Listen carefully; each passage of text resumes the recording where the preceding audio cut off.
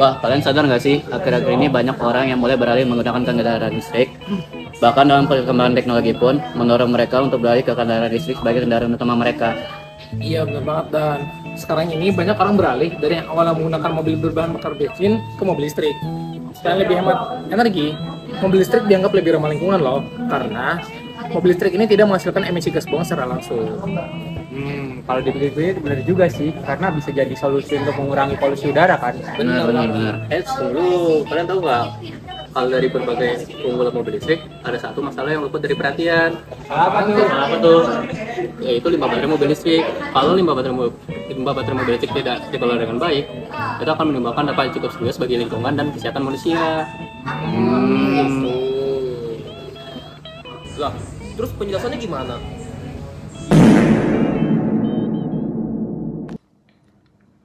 Jadi seperti ini. Eits, tapi tunggu dulu. Alangkah baiknya kami memperkenalkan diri kami masing-masing terlebih dahulu. Ini diwakilkan oleh saya.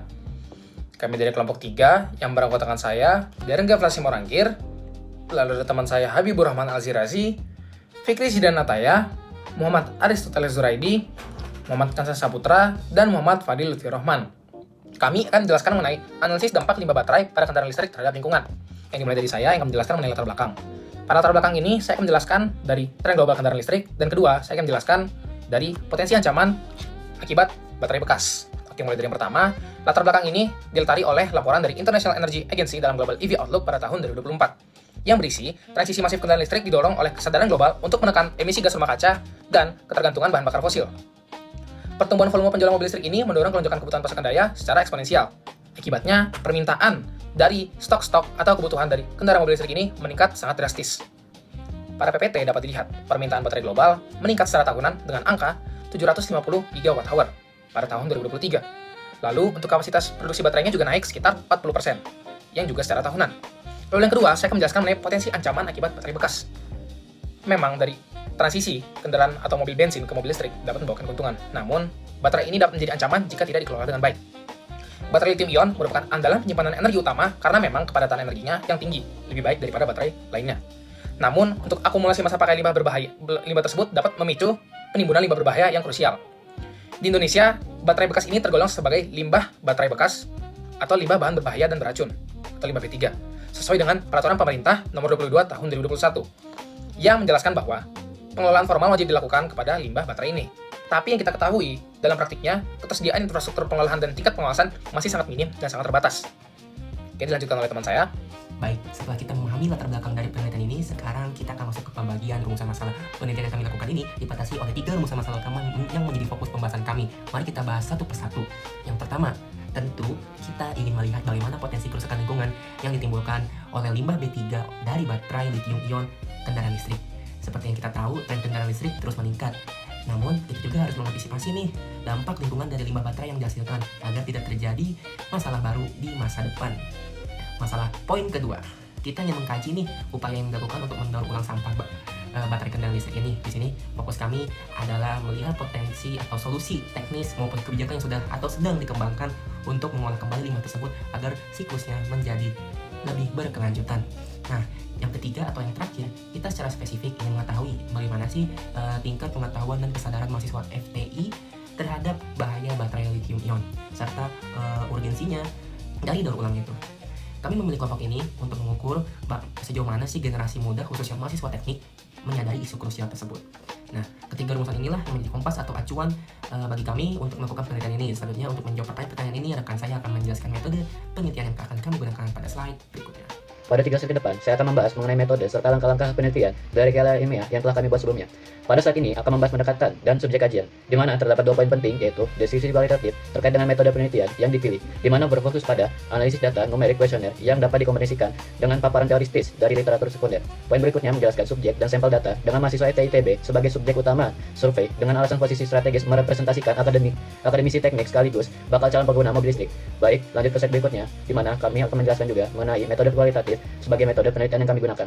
Metode ini berfokus pada pemahaman fenomena sosial, perilaku manusia, dan pengalaman subjektif, di mana terdapat 2 jenis penelitian kualitatif yang kami gunakan. Di antaranya, kajian pustaka dilakukan berdasarkan penggalian informasi yang relevan dengan topik yang kami angkat, dan survei deskriptif yang ditujukan kepada mahasiswa FTI ITB melalui Google Form dengan tujuan untuk menggali informasi mengenai pengetahuan responden seputar baterai kendaraan listrik. Baik, kita lanjut ke slide berikutnya.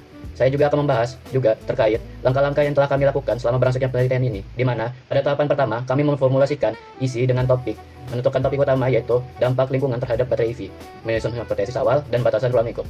Langkah kedua yaitu desain instrumen dengan menyusun kuesioner via Google Form dan menyeleksi regulator regulasi pemerintah.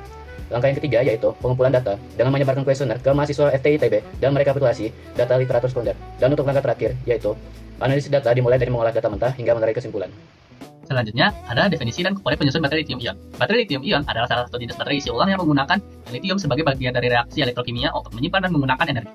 Baterai lithium-ion terkenal dengan efisiensi yang tinggi, daya tahan yang panjang, serta kemampuan untuk menyerap energi dalam bentuk yang ringkas. Adapun komponen penyusun baterai lithium-ion, yang pertama ada katoda, yaitu menggunakan lithium metal oksida, mengandung logam berat nikel, mangan, dan kobalt. Yang kedua ada anoda, yaitu menggunakan grafit. Ketiga ada elektrolit, yaitu berupa larutan garam lithium dengan pelarut organik. Yang ketiga ada separator, yaitu pemisah antara anoda dan katoda. Selanjutnya, limbah B3. Bahan berbahaya dan beracun. Limbah B3 adalah sisa suatu kegiatan produksi yang mengandung zat berbahaya atau beracun karena sifat, konsentrasi, atau jumlahnya yang dapat membahayakan kesehatan manusia dan mencemari lingkungan.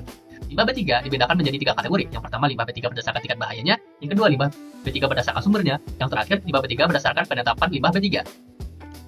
Selanjutnya, regulasi dan kebijakan terkait limbah B3. Regulasi dan kebijakan terkait pengelolaan limbah B3 dapat dirujuk melalui Peraturan Pemerintah Nomor 22 Tahun 2022. Adapun proses pengolahan limbah B3, yang pertama ada pemilihan limbah B3, yang kedua adalah penyimpanan limbah B3, yang ketiga pengumpulan limbah B3, yang keempat pengangkutan limbah B3, dan terakhir pemanfaatan, pengelolaan, dan penimbunan limbah B3.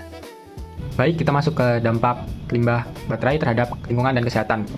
Pada aspek lingkungan, limbah baterai berpotensi menjadi ancaman pada biosfer karena limbah baterai lithium-ion mengandung berbagai senyawa kimia dan logam berat yang dapat mencemari lingkungan. Apabila tidak dikelola melalui sistem daur ulang yang tepat, komponen aktif di dalamnya dapat terlepas ke biosfer melalui proses kimiawi. Potensi pencemaran ini mencakup beberapa aspek utama, antara lain, yang pertama, kontaminasi tanah dan ekosistem. Hal ini akibat pelepasan logam berat yang menyebabkan kerusakan nutrisi dan struktur pada tanah. Kemudian yang kedua adalah bioakumulasi dan rantai makanan. Logam berat yang terlepas ke perairan akan menurunkan kualitas air dan terserap organisme akuatik yang berakibat terakumulasinya zat beracun pada puncak rantai makanan. Kemudian yang ketiga, resiko emisi gas beracun. Sel baterai yang rusak dapat melepas gas beracun yang korosif dan berbahaya ke atmosfer. Kemudian yang terakhir, yang keempat, degradasi lahan jangka panjang. Ini akibat dari permintaan tinggi pada material baru yang berujung ke ekspansi tambang yang dapat merusak landscape dan juga menguras cadangan air di sekitar tambang. Kemudian di aspek kesehatan, limbah baterai juga menjadi ancaman dengan mengganggu sistem pernapasan dan kognitif akibat menghirup debu atau uap dari limbah. Kemudian juga dapat menyebabkan keracunan pada organ vital akibat paparan zat berbahaya dan pencemaran sumber air. Kemudian ada juga iritasi luka bakar kimiawi akibat kontak langsung dengan elektrolit yang bocor dari sel baterai. Selanjutnya adalah metode daur ulang baterai. Ada 4 metode daur ulang baterai. Yang pertama adalah pirometalurgi. Metode ini menggunakan tanur yang bersuhu tinggi untuk mereduksi senyawa logam menjadi paduan. Pada proses ini, baterai diproses tanpa perlu membongkarnya. Metode ini tergolong aman dari paparan uap karena dilakukan dalam kondisi yang tertutup, namun membutuhkan energi yang sangat besar dan tidak ramah karbon serta efisiensi pemulihan litium yang relatif rendah. Kemudian yang kedua adalah pemisahan material secara fisik. Metode ini melibatkan penghancuran mekanis, magnetik, dan pemisahan densitas dari komponen penyusun baterai. Metode ini cukup efektif sebagai tahap awal pemulihan material, namun menghadapi kendala utamanya yakni sulit mengupas perekat aktif pada elektroda. Kemudian yang selanjutnya ada metode hidrometalurgi. Teknik ekstraksi ini menggunakan reagen kimia asam kuat untuk melarutkan logam aktif katoda. Teknik ini menghasilkan kemurnian ekstraksi nikel, kobalt, dan tembaga yang sangat tinggi sehingga siap digunakan kembali pada sel baterai baru. Namun kekurangannya adalah mengonsumsi cairan asam kimia yang sangat besar dan membutuhkan biaya pemrosesan netralisasi air limbah cair yang mahal. Kemudian metode yang terakhir adalah direct recycling. Metode ini menggunakan pendekatan yang terbilang mutakhir yang berfokus pada restorasi dan pemulihan struktur material aktif elektroda berupa pemisahan katoda dan anoda dari baterai bekas tanpa harus melelehkan atau larutkan kisi kristal aslinya. Kelebihannya sangat hemat energi dan tidak menyisakan limbah kimia cair korosif. Namun kelemahannya, metode ini masih memerlukan studi mendalam karena penerapannya masih berada dalam taraf uji laboratorium riset. Selanjutnya kita masuk ke kesadaran ekologis. Kesadaran ekologis atau kesadaran lingkungan merupakan tingkat pengetahuan, kepedulian, serta tanggung jawab emosional dan kognitif seseorang terhadap kelestarian ekosistem. Pada konteks ekosistem kendaraan listrik, hal tersebut tidak terbatas pada pengurangan emisi gas rumah kaca saja, tetapi menuntut cara berpikir kritis terhadap konsekuensi ekologis yang terjadi di sepanjang rantai teknologi tersebut. Keberlanjutan lingkungan akan tercapai apabila efisiensi energi yang ditawarkan suatu teknologi beriringan dengan manajemen pengelolaan dan mitigasi risiko yang ketat pada saat komponen penyimpanan energinya telah mencapai akhir masa pakai. Selanjutnya, aspek kedua yang tidak kalah menarik adalah status responden terkait penggunaan kendaraan listrik itu sendiri yang bisa kita lihat pada diagram tersebut.